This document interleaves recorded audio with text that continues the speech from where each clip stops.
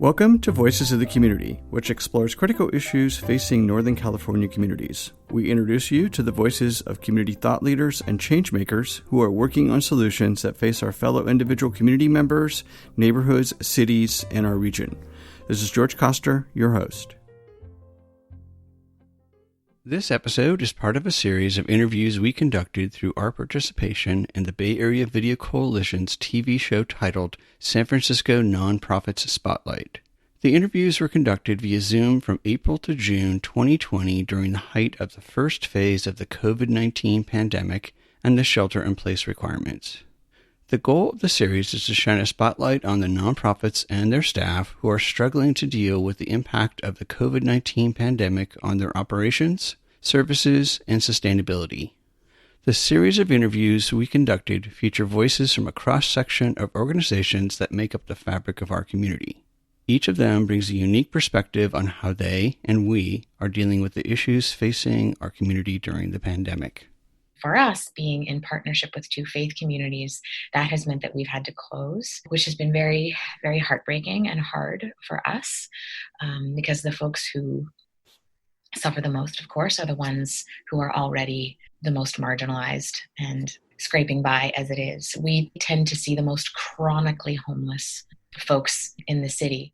In this episode, we feature the voice of Shannon Eizenga, the executive director of the Gubbio Project. The Gubbio Project at St Boniface in the Tenderloin and St John's the Evangelist in the Mission Districts of San Francisco provides sanctuaries for safe and sacred sleep in their pews to over 200 unhoused neighbors. In an effort to remove all barriers to providing a safe space, there are no questions asked, no forms to sign, and no one is turned away from participating in the Gubbio Project. In addition to a safe place to sleep, the Gubbio Project provides support services to unhoused community members such as socks, hygiene kits, referrals to social services, blankets, foot care, chaplains to provide nonjudgmental deep listening, and massage. I'm joined remotely via Zoom by Shannon Eizenga, the executive director of the Gubbio Project. Shannon, thank you for being here. I would love to start this morning with just having you share with the audience why St Boniface Church created the Gubbio Project. Sure, absolutely. So the Gubbio Project was founded in 2004 by Father Louis Vitale, a Franciscan priest and big lifetime social justice activist, was arrested over 400 times for different initiatives and movements. And he had been assigned to the parish in the Tenderloin, St Boniface Church. And so the story goes, he would go out in the mornings before opening up the gate to the church and would just be in relationship and have conversations with the people sleeping in the tents and sleeping on the streets. And through relationship, he discovered there was this big need where folks who were living on the streets were not actually getting any kind of quality sleep. No surprise, the streets are not a restful place. And he looked at this huge empty church and thought, well, what is church? How are we living our values? How are we living our Franciscan values of honoring the inherent worth and divinity and dignity of all life? And the seed of Gubbio was born then. And so he opened up the sanctuary doors. It was a long, complicated process to get buy-in from the community and parishioners, but eventually he did. And the Gubbio Project was born, a space where folks can come in to the sanctuaries and get some compassionate refuge and respite. And it has now become its own 501c3 nonprofit, separate from the church. And we have a separate location as well in the Mission in San Francisco. I know that the sanctuaries provide support services. Could you share just a little bit about what those sanctuary services are? Yeah, so we endeavor to tend to the whole person. Folks are welcomed as they are. There's as barrier-free access as possible. So we tend to the psychological, spiritual, emotional, and physical well-being of our guests. Of course, if you come into the space on any given day, you will hear the sounds of deep slumber and snoring. Folks are resting We also can make connections to other social services. We give out tons of supplies, everything from toiletries to garbage bags to razors to socks to sleeping bags to tents, you name it, we give it out.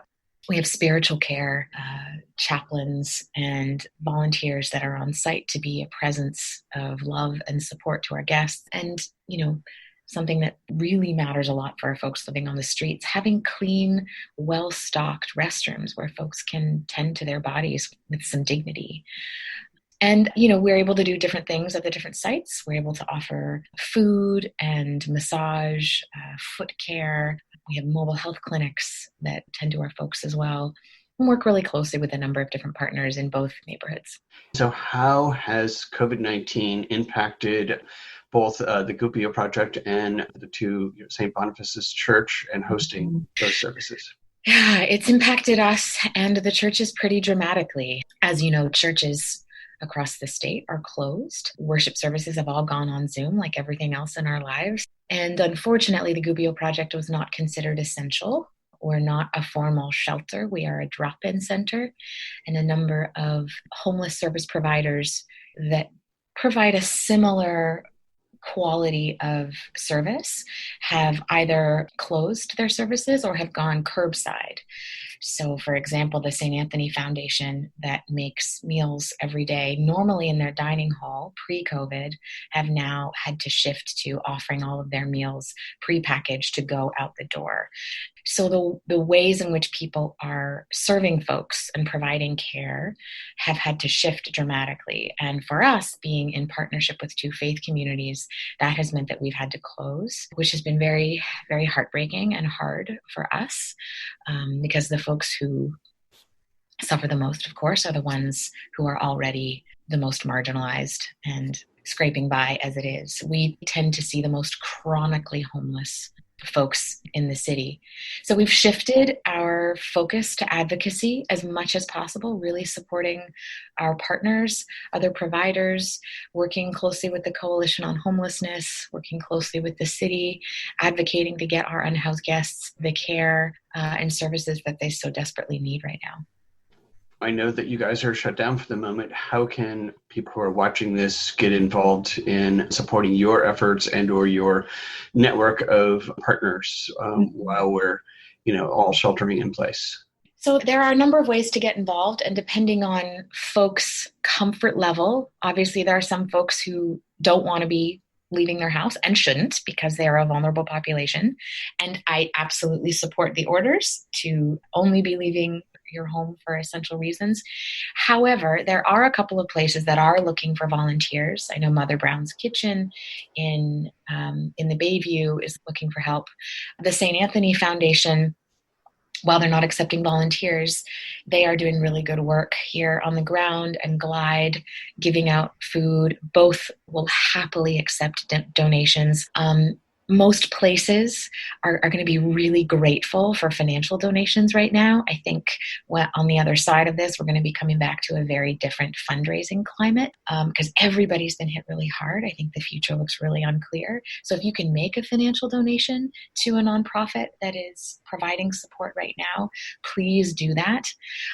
Supporting the work of the Coalition on Homelessness and other partners that are advocating for hotels, for safe sleeping sites.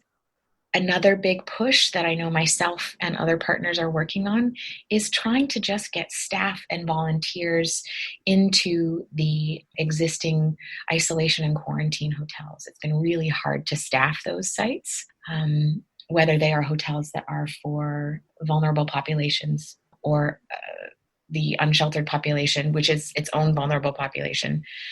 Goodwill, for instance, is trying to hire a cache of workers to be able to go in there. So if you are someone who's been unemployed or furloughed and you're looking for temporary work and you're looking for a way to give back and you have the resources and capacity to do that, Goodwill is looking to hire folks to step in and do that work. So that's another way.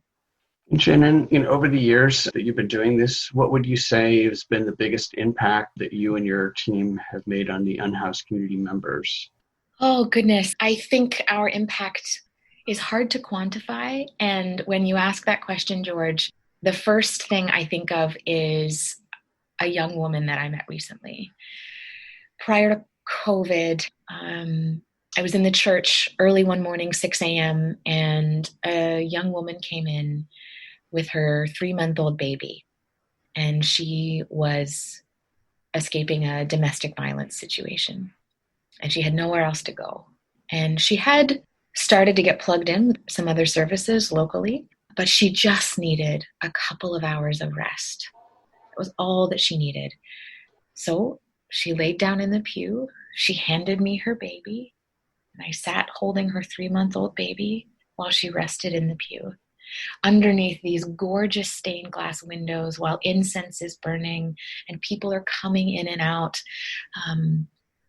It was a deeply moving experience for me, and something that is so simple and yet so profound, that we existed as a space of sanctuary and refuge and safety where she could be welcomed and her child could be welcomed as she is, no questions asked. And if that isn't church, I don't know what is.